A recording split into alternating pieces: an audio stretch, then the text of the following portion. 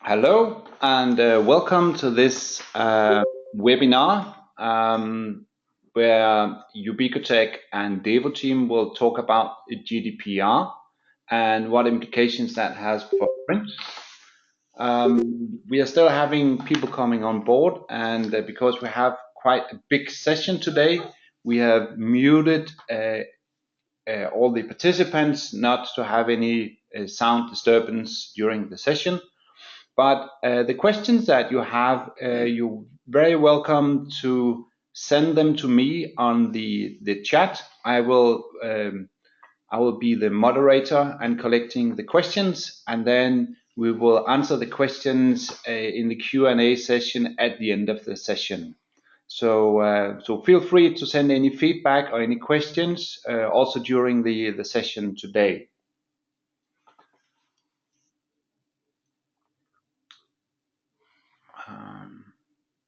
So I'm having a feedback that there is a strange sound. 2 seconds.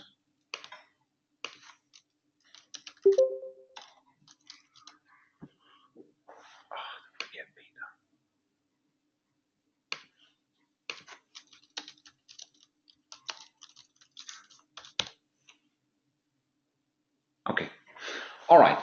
So let's move on to the program. So with me here in the room, I have Frederik Borup Helvig Larsen, who's the expert director at the Devo team, who will be talking about GDPR and and what that means, how that is going to affect companies, and very importantly, what to do about it. After a short introduction that I'll be giving, I will give the words to Frederik. Now, first of all, a few words about the 2017 agenda. From Ubicotech's point of view, we believe that 2017 is going to be a very, very interesting year. Well, first of all, we have seen that there's an increasing interest for being compliant with the EU GDPR that will have full effect as of May 2018. As this applies for printed documents, we see the demand for secure print solutions increasing significantly. And that's what today's session is about. And where you will learn more about that. The second thing, and secondly, we see is that more and more companies from SMB to large enterprises are moving their IT and infrastructure into the cloud. This being private, public, or hybrid cloud. We have built a cloud architecture into our software and are in the front line of delivering cloud-based secure print solutions. These two trends will change the market in 2017, and we are looking forward to be in the lead of this development. This session today will be about GDPR, and not just about why, but also how. The next session will be the next web session that we will be shortly be announcing at the end of April will be about cloud-based secure print, and invitations will come up soon. So now I'll give the word to Frederik, who will tell more about the GDPR and the implications for companies. Thank you, Morten.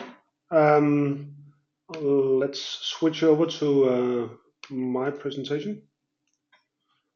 Am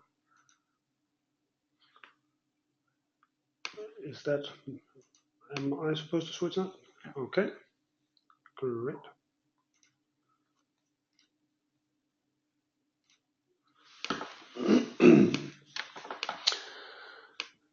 Well, welcome everybody. My name is Frederik Borup Helvig Larsen, and I'll be taking you through our experiences and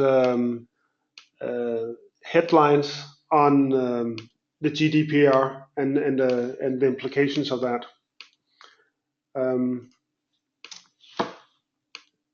Just a few words about myself. I'm in Devoteam's risk and security area out of Denmark. I'm an expert director in our field, and one of the large areas that we are in is things like cloud security and now GDPR, but basically every aspect of information security that you could imagine.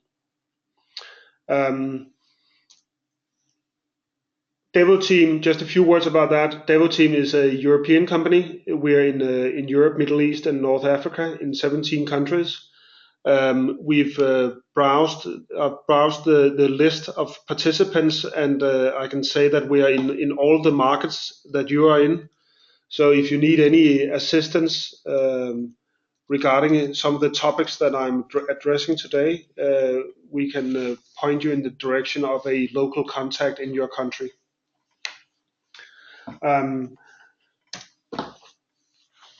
This is the locations where we have offices in Europe, and I think that everybody besides the guys in Sweden will be able to find an office, and we also have activities in Sweden, but usually they're based out of Norway or Denmark. There's a link in the bottom of the screen. Morten, will you be sharing slides after the session? Yes, the slides and also a recording of this session will be available for everyone after the session. Great.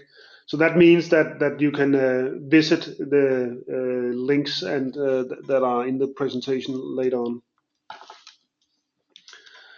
So us being a European consultancy company obviously means that the EU GDPR is relevant for all the markets, almost all the markets that we are in, all of them in one way or another. It also means that we have intelligence about the differences in local legislation and the maturity in the different markets, because that is very different. Some will have a higher step up to GDPR in some countries than others. So what I'll go through today is first of all the first three topics of the agenda. So a bit about give you a brief introduction as to what GDPR is, so we're all on the same page and you have some reference. And then I'll go into just a touch on the effects on print and on cloud services, and then some final advice about how we usually guide our customers towards getting compliant. And of course, if you have any questions, just chat them to Morten, and he'll make sure that we answer your questions. So first of all, the GDPR is a way of getting legislation in sync in the different European countries. So for some, these are new topics of legislation, and for some others, it's not. For instance, in Denmark, we've had a legislation protecting the rights of the individual for many years, but it hasn't been very rigorously enforced. And that means that many companies have not spent much time being compliant with this legislation. We basically see two ways of approaching a legislation like this, or a regulation. and one is trying to hide behind compliance and trying to appear to be compliant, you could say, and that's a obvious, many times that's a discipline of hiring lawyers or legal advice and then doing some nice reporting. What we see is the spirit of the EU GDPR is basically making sure that our digitalization can work in the future. Because if we do not trust digitalization, and if we don't trust the way our suppliers or partners handle our personal information, then we'll have a hard time having e-commerce, online banking, support of the citizens in our countries. So basically, the whole concept of this regulation is to facilitate and accelerate digitalization, not to inhibit it. So that's the first thing to remember. This is not made to make life difficult for anybody. It's not made to stop us from processing or exchanging personal information. It's actually the contrary.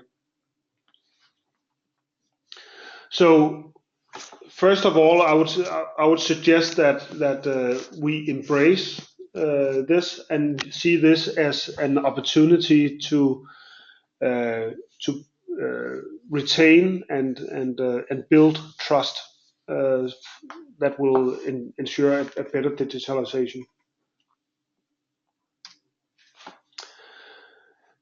If you haven't read the whole GDPR, then you can go in and download it. But if you don't want to spend a lot of time on it, this is basically it. This slide is what it's all about. So the GDPR is about 7 principles. It's stated in Article 5 if you want to look it up. So these words are taken specifically out of the regulation in Article 5. And it basically covers what it's all about. All the rest is how to implement it and how to interpret it, these principles. So let me just touch briefly on these 7 principles, because I think that will probably give you an idea, basic idea of what it's all about. So the first one is lawfulness, fairness, and transparency, and that stipulates that first of all you need to follow the law. So you cannot have illegal processing of personal information. So that takes care of all the formalities, and that needs to be lawful. The second one is balancing the lawfulness, because that states that it needs to be fair.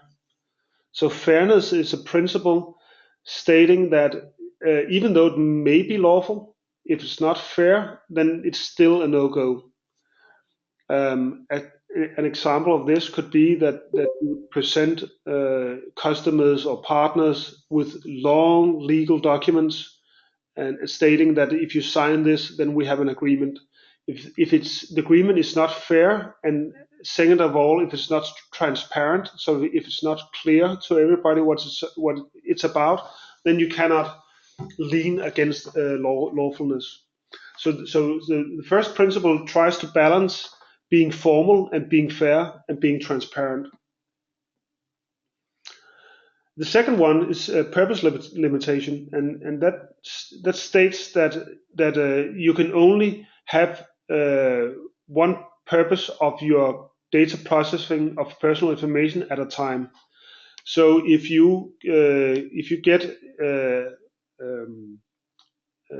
if you're allowed to process information for a survey, maybe, then you can only use that for that acceptance for that survey and not for anything else. Then you need to get a new acceptance for using the data. So the purpose limitations states that is not a free game. If you have information, you can only use it for specific purposes.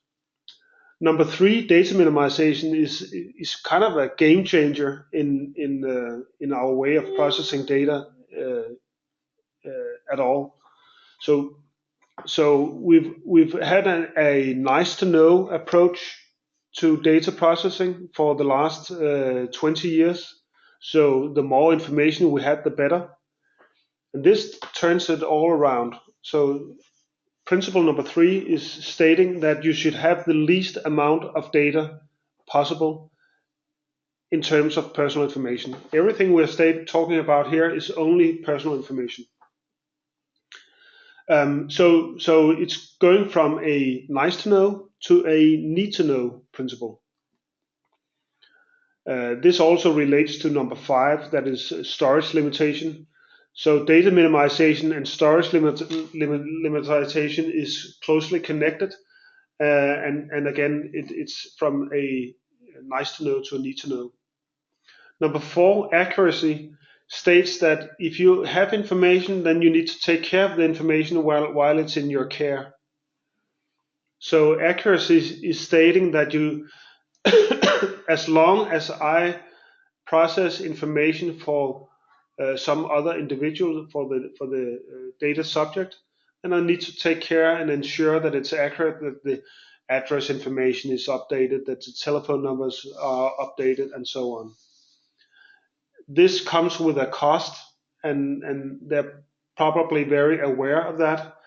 So if you do not want to keep your data accurate, then you should probably consider not having them at all.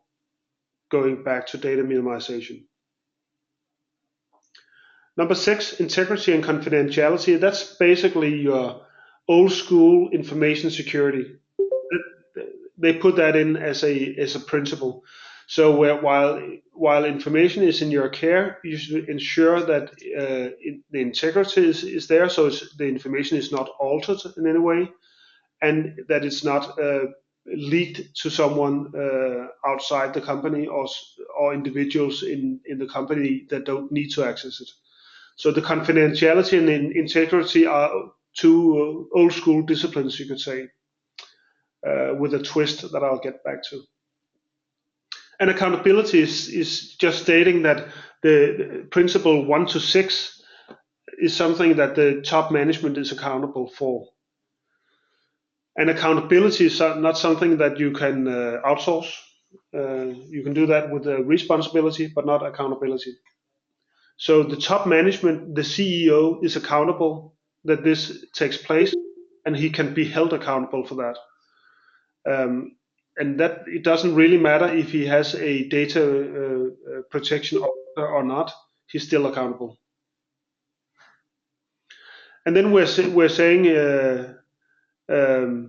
maybe a bit fresh, but if you do the right things, then compliance is not an issue. So basically, you have to follow these principles, and if you do that, then you're out of harm's way.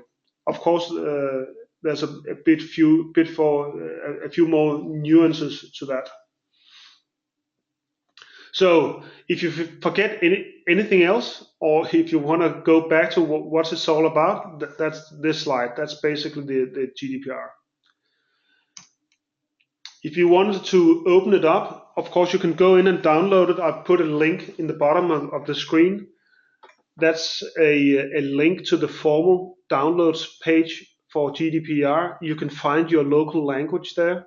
So you can download a PDF in your local language. If you do so, I would suggest that you also download the English version. So you both have your English version and your local version, because some of the translations, sometimes you can find help in seeing what the English version stated in terms of translation. I would also suggest that if you refer to the GDPR, refer to the actual text. Don't try to interpret or translate anything yourself. If you want it in your local language, cut and paste from the local version.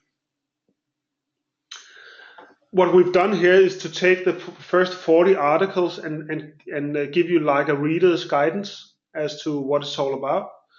In the top row, you have the 7 principles that I just stated, and what we've done is to say if it's all about the principles, then everything else has to be linked to these principles, and then we've given it some colors. So on the left hand side, you have a lot of articles talking about lawfulness, fairness, and transparency, because it's all about legal compliance. So this is the area where the lawyers and legal advisors can assist. Then we have some light blue areas which attends to governance and processes. So this has to do how we set up our processes, who's responsible for doing this, how do our processes look like, and so on. And then we have the purple part, the 6 boxes talking about technical capabilities. So how to facilitate this with IT. And you can see that there's not a whole lot stated about technical capability, because that's an area that the GDPR is not very specific about.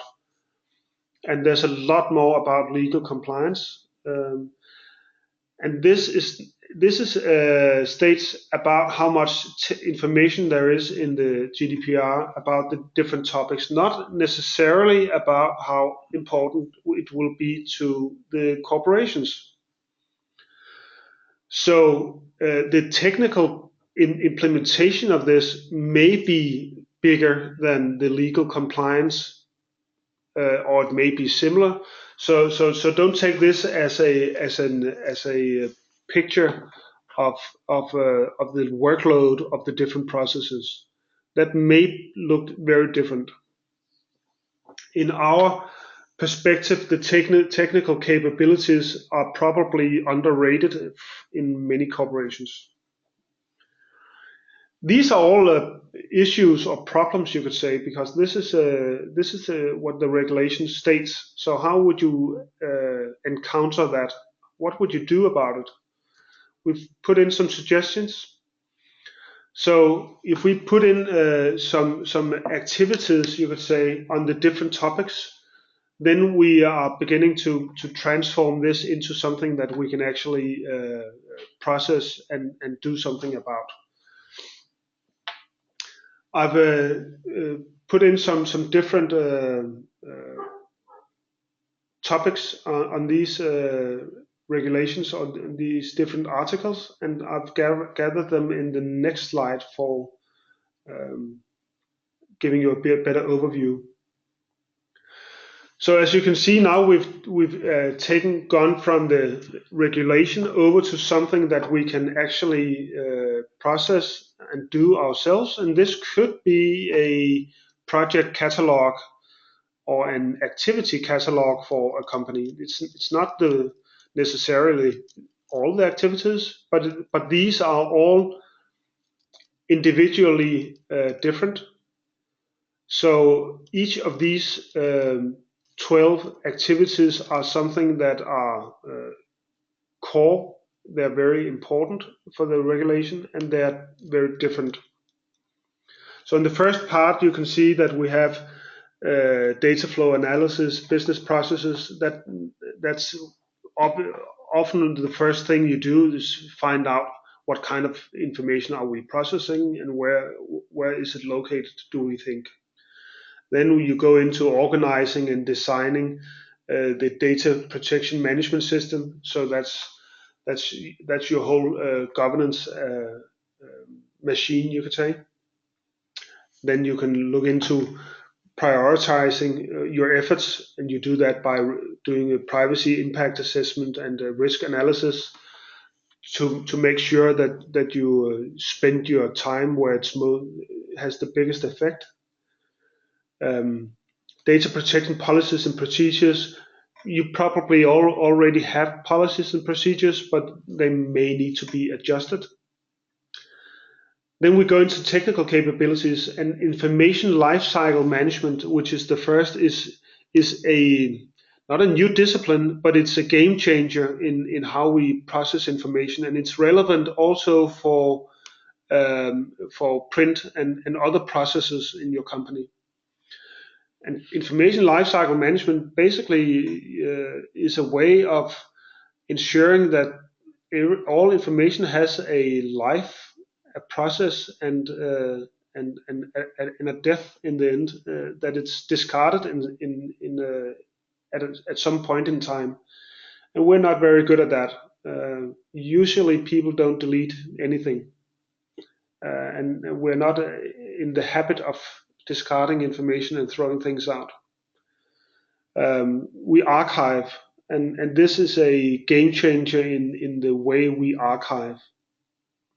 Data discovery and shadow IT are examples of new technologies that we haven't seen a lot before. So data discovery is basically scanning your network for information, to find out if it's true that all our personal information is in the HR system, or it could be somewhere else. Shadow IT is doing the same in cloud, figuring out how much IT is going under the radar. You could say that the IT department is not does not have that in their view. So this is gathering evidence that your hypothesis about where information is stored is actually correct. And these are up and coming technologies. Data security architecture is, old school information security, you could say, making sure that your systems actually support what you're trying to do. And identity and access governance is also not a new technology, but many companies have a problem because it's difficult to administer, it's difficult to govern and manage identities and access. So a lot of companies are in the process of tidying up on this area. And then we have different legal disciplines like contract management, legal review agreements, ensuring that the consent that you get for processing information and the data processing agreements that you have with your vendors or your cloud service providers, that they are in sync and reflect what we actually do. I'm not a lawyer, but we partner up with different law firms, and usually a company like ours would split the assignment and have a legal counsel that's specialized in this. Make sure that all the legal foundation is covered, and then we would engage with them, ensuring that what we agree from the legal perspective is actually also what we do. If this is misaligned, then we have a different problem. And the first slide was talked about hiding behind compliance. The companies that do that would only take the pink area and basically say, if we have the legal agreements in place and we can show that to the authorities, then we are in the clear. They would have a problem if you look behind and see that the IT support is not there and the processes are not functioning. So all these three areas need to be aligned.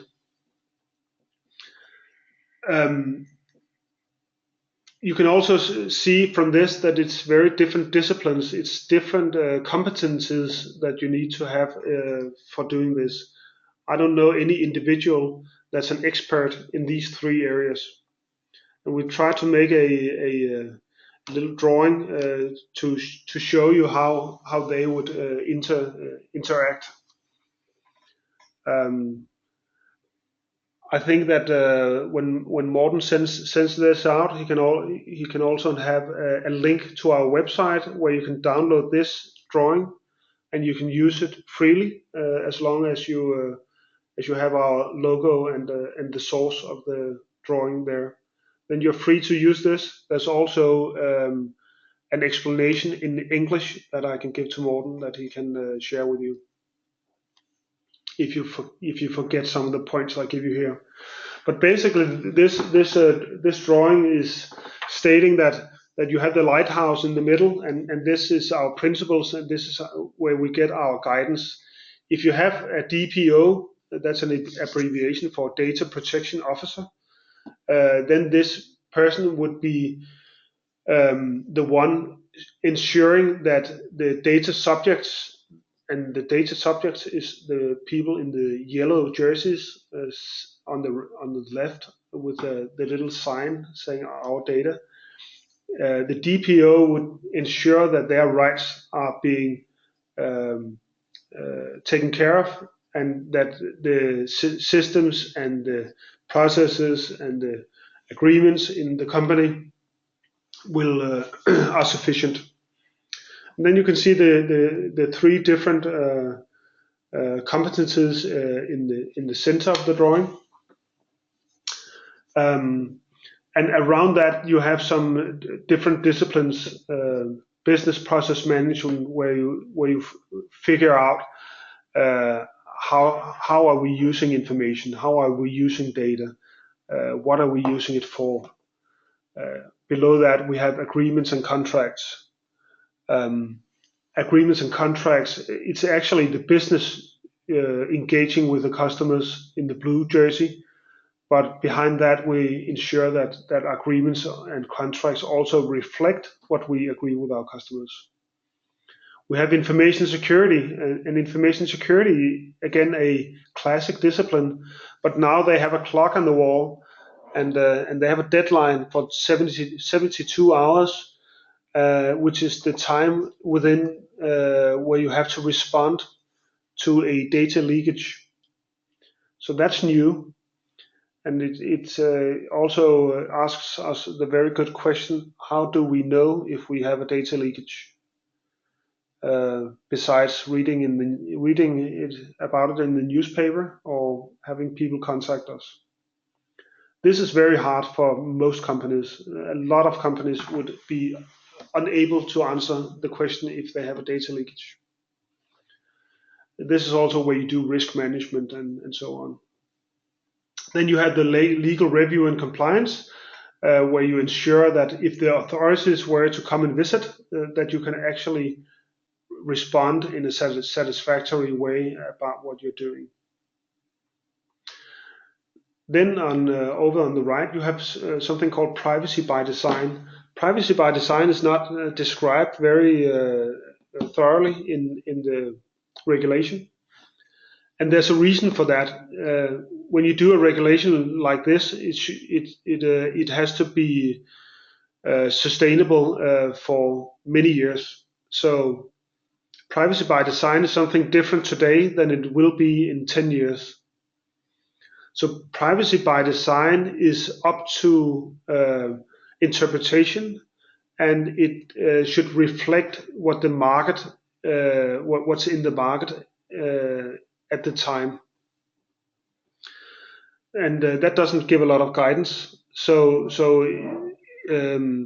you have to figure out, you could say, what privacy by design is right now. But basically it means that systems should be designed to reflect and protect the privacy of the individuals. An example of that could be that if you have a sales system, if you have a content management system, then the settings to ensure privacy, that could be encryption, that you encrypt information, that you can retract your authorization for processing, that the information is automatically deleted when you no longer need it. Stuff like that is actually built into the systems. That when you acquire new technology, that you ensure that all the check marks are ticked, that this is out of the box, something that would protect the individual. So privacy by design is just ensuring that we don't have to do things manually. It's built into the system. Then you have identity and access governance, again, a classic discipline, but something that's very central in terms of ensuring that only the right people have access to this information. And then the very difficult one, information lifecycle, in the top. And as you can see, the different roles engage in different ways all around this drawing. And you also have a cloud where information may run up into a cloud, and that could be in your country, or it could be in some other countries. So this gives you an idea of what we call a sustainable ecosystem. Sustainable because it's not a diet. It's a way of changing your behavior. An ecosystem because this has to be self-supporting. So if it's not a project, it's something that's going to be built into the way you work in the future. And the word imperfect, because you're never going to be 100% compliant ever doing this. You can see that there's pieces of paper floating around everywhere. So you're going to spill a lot of information. And Morten sometimes asks me, where does this paper come from? Obviously, it comes from a printer, right? Maybe. Maybe, yeah. But secure printer. Yeah, exactly. So paper will be circulating. It could also represent information that is outside your control. A good example is emails floating around in your company. Emails and pieces of paper is very, very hard to control, and companies will have to accept that they will be unable to control it when it's out there. So papers are most easily controlled before you print it. Emails are most easily controlled before you send them, before you type the email. That's the best way, the best time to control it. After that, it's very difficult. And then we have up in the upper right-hand corner a paper tiger. You probably don't all know that expression, but it's an old Chinese expression. And a paper tiger is something that seems to be threatening, but is actually toothless. And we use that for large compliance programs and policies that seems to be in order, but there's no real substance behind them, and that's what we're trying to avoid here. So feel free to use this drawing if it helps you communicate this in any way. And we've done it because communication is very essential in this. If people do not understand what you're talking about, then you're unable to move forward. So it's not the way to address this by long legal slides. It's not the way to address it by talking about 80 different articles. You need to help people understand what it actually means for their work situation, and hopefully this can do that. Then I just want to touch briefly on something you could say information governance maturity. When you're addressing your customers or your partners, it may be helpful for you to talk to them about where they are at in terms of maturity. Because on a maturity scale where you start with unsure, that you're basically unaware about what you process what kind of information you process and where it's at, then it's very, very difficult to move forward. Then you would have to analyze and figure out and do some workshops to find out what kind of information you have. And then you go up to the next step where you say, "Wow, that's a lot. That's overwhelming. I don't know what to do about it. I know I have a lot of paper. I have a lot of emails. I have a lot of things on my file share. So now I'm aware of it, but I'm not really sure what to do about it." Um, then you can move to the next level where you try to structure this. So you can structure it by putting the things in boxes, by being structured about how you process things. And then you can move up to the next level where you manage it. So you're proactive. When you manage it, then you could you could maybe put in a secure print solution. That's managing your print. If you set up a data leakage prevention system, that's managing that. If you set up firewalls, if you close down your file share because it's out of your control and it's impossible to control fully, and put and move the information over in SharePoint, that's managing your information. The reason why I'm showing you this is that most compliance is going on level 4. So if you don't manage it, it's very difficult for you to report what you're doing, and it's difficult for you to know what the gap is between what you aim to do and what you actually do. So if you're on level 1, then you need to plan the journey to level 2 and 3 and 4, and that may not be something you do before May 2018 when this takes effect. This may be a longer journey, but all our experience is telling us you cannot skip a level. So if you are on the unsure, you need to take the time to figure out where you are at and then go up to overwhelmed. If you're there, then you need to take the approach to be structured. And these are all different activities moving you from one level to the next level. So there's no shortcut. That's basically what I'm telling you with this slide. You need to figure out where you are, be truthful about that to yourself, and then take the appropriate steps to get better. And this may be a long journey. If you are a pharma company or a bank where you are already regulated, then it's probably not a long journey because they are already in the managed level in lots of different areas because they're used to being regulated. So it depends on who you are. Hopefully this can again help you, address this to your partners. So that was a quick introduction to a very complex regulation that I hope helped you. So the next question is, how does this relate to print? And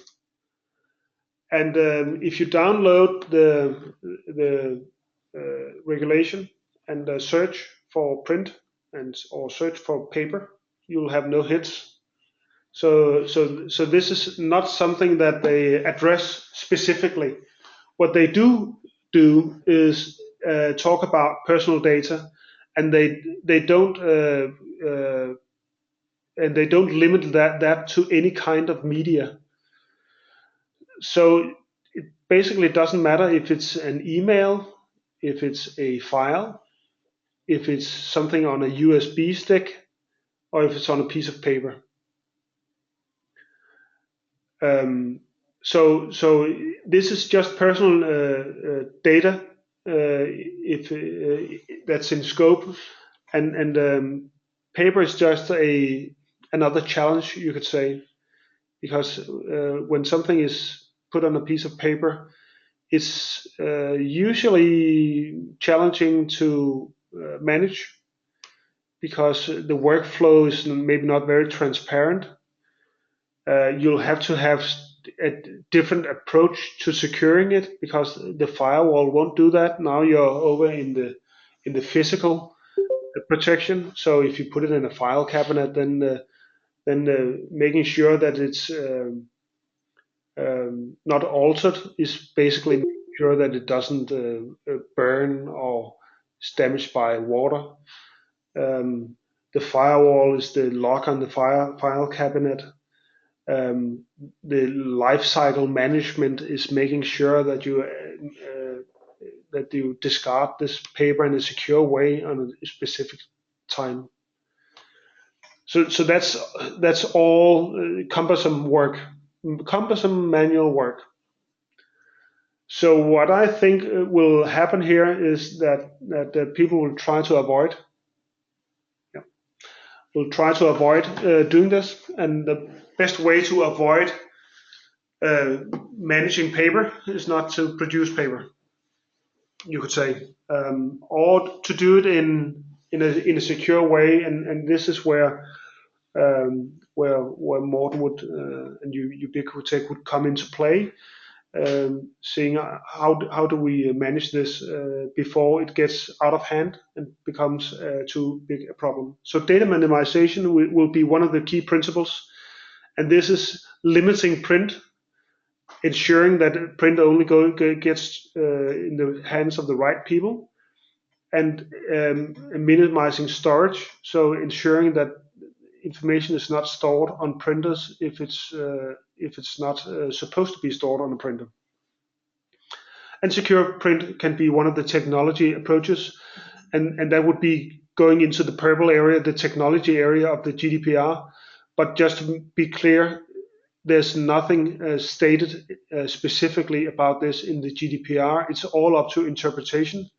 And as a technology company, of course, you're free to interpret how you would address the problems that's stated in the GDPR. Yeah. And then Morten asked me just to touch briefly on cloud. We do a lot of assessments of cloud service providers in Devoteam. Clients ask us to ensure that if they approach and engage with a cloud service provider, whether or not the security would be handled in a way that they are comfortable with. So we do a lot of this, and you can too. I would say just to give you some pointers about what we are addressing, what we're looking into when we are assessing cloud service providers. ISO 27001 is a standard for information security. We take bits and pieces of that where it's relevant, and sometimes we ask service providers whether or not they are compliant or certified in ISO 27000, and that gives us an indication of maturity, not necessarily security, but maturity in how they address this topic.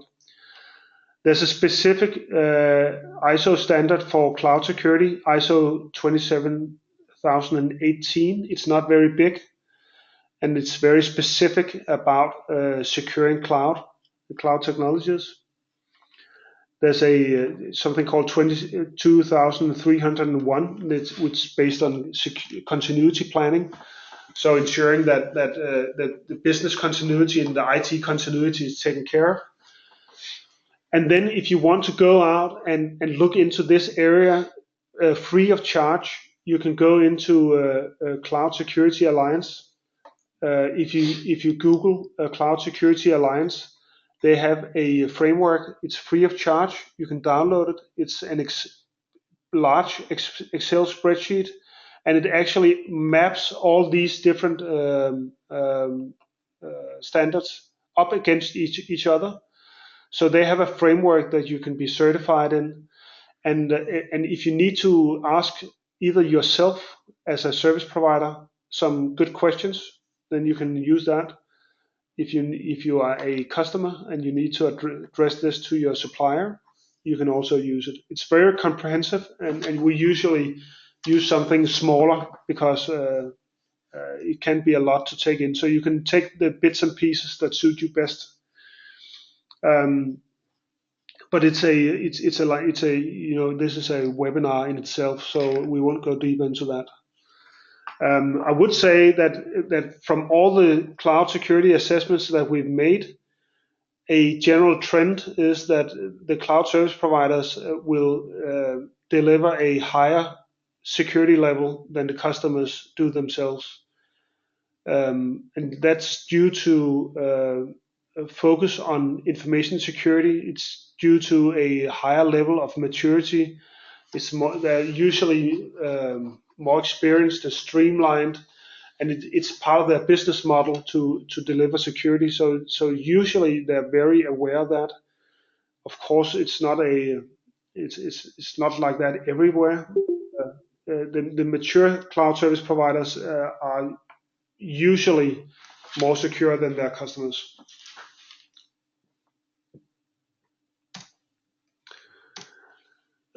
So I'll leave you with a few tips as to how to move forward. Don't focus a lot on fines and formal compliance. I would say don't use the scare tactics.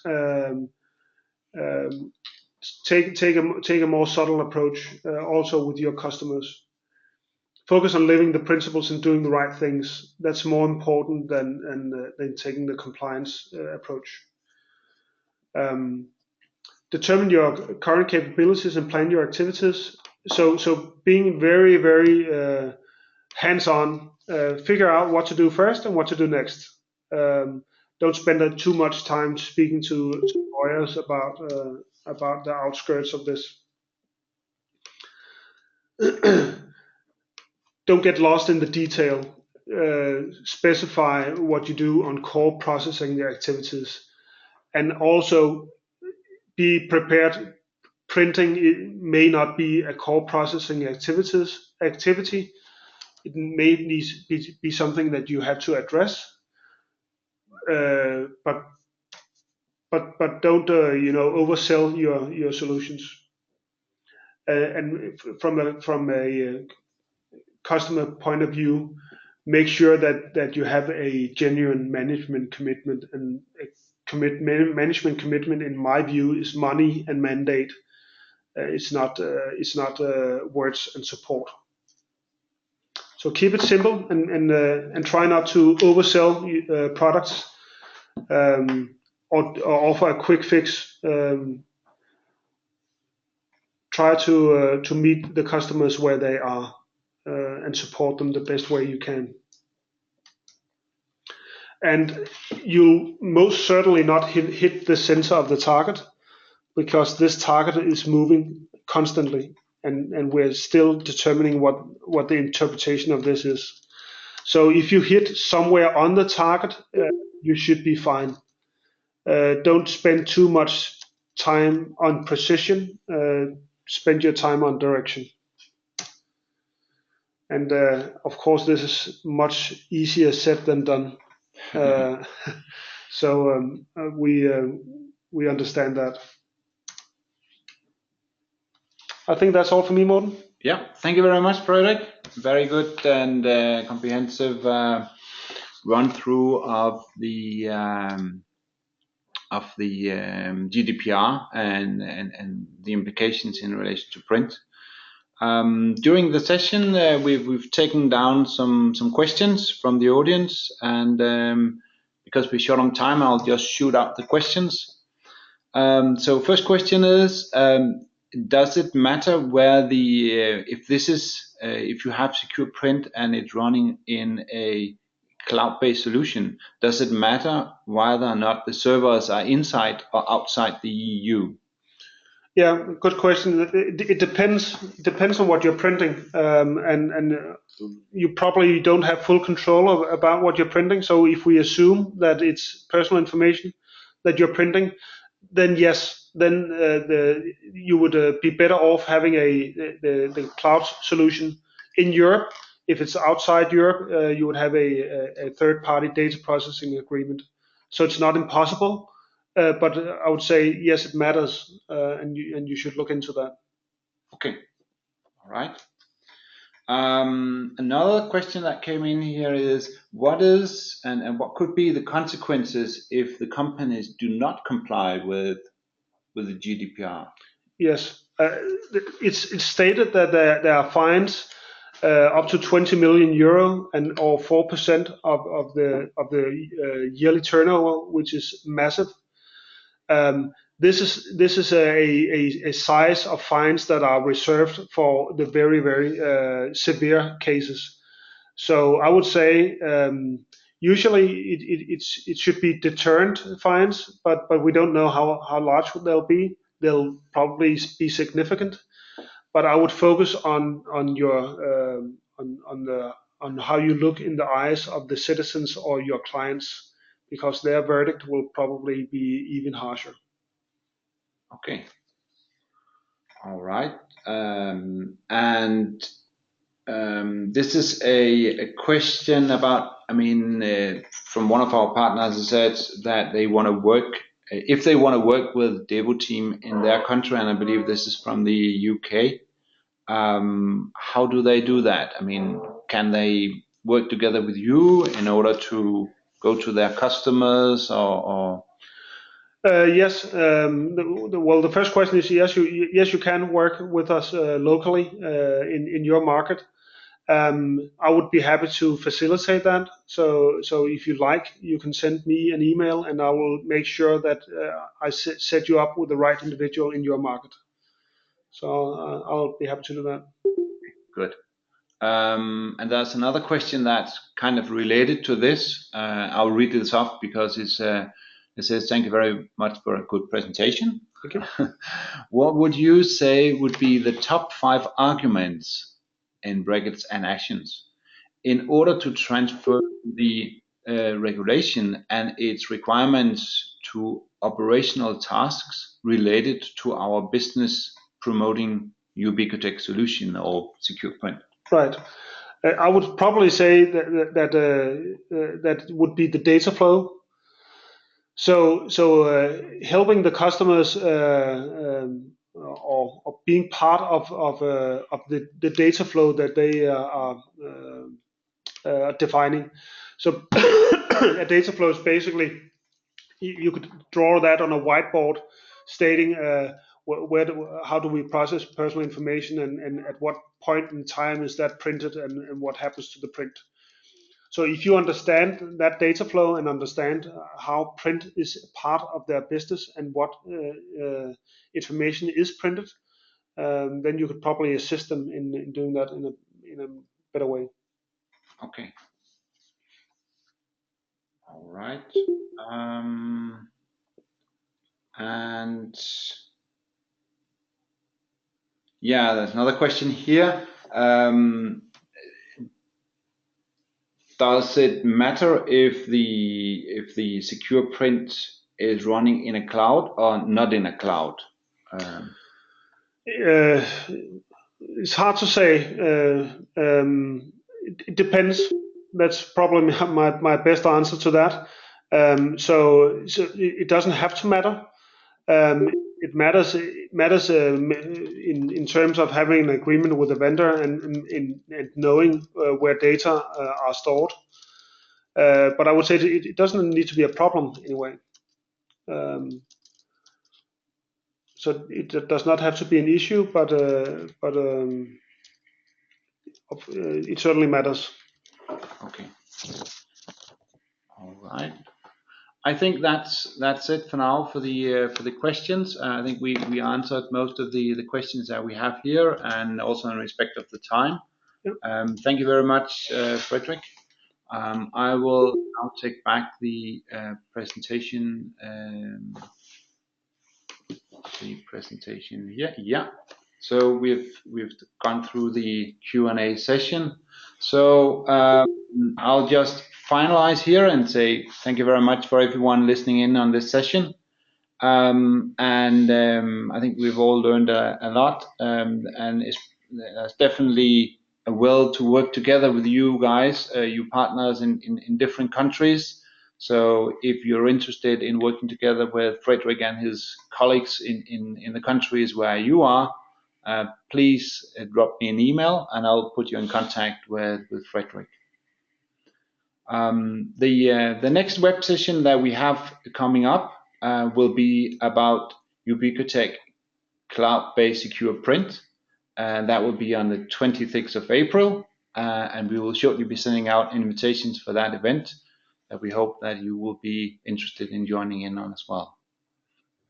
So thank you very much for now. Bye bye all. Bye bye.